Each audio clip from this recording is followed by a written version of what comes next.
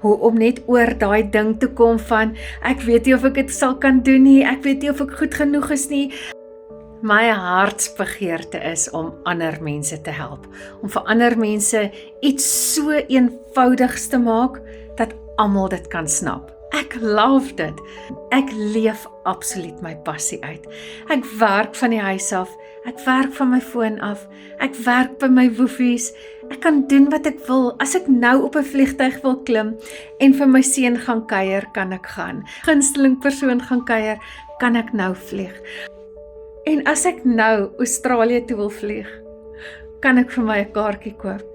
My lewe het radikaal verander die dag toe ek besluit het om digitaal te gaan en nou om vir ander mense te wys hoe eenvoudig dit is. Oor daai ding te kom van, ek weet nie of ek dit sal kan doen nie, ek weet nie of ek goed genoeg is nie, ek is nie fancy genoeg nie, jy het nie nodig om fancy te wees nie, jy moet net jouself wees en jy moet net vir jou 'n program kry, kies 'n program, doen dit, begin net, né? Ek het vandag weer 3 mense gehelp om op een of ander manier deur een van my inkomstestrome 'n verandering in hulle lewe te maak.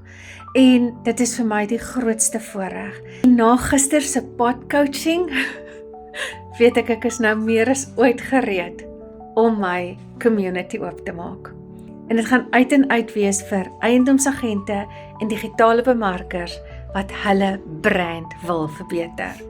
So ja, jy is enige tyd welkom om te join, dit is absoluut gratis om in die community te wees. Moenie dat hierdie jaar jou terughou nie, moenie dat jou denkwyse jou terughou nie, moenie dat mense en 'n salaris jou terughou nie, moenie dat jou drome jou terughou nie. Gaan groot, droom groot. My woord vir die jaar is limitless. Be limitless. Daar moet geen perke wees nie. As jy meer navrae het oor die programme wat ek het, of as jy meer van my community wil weet, sê net vir my yes hier in die comments.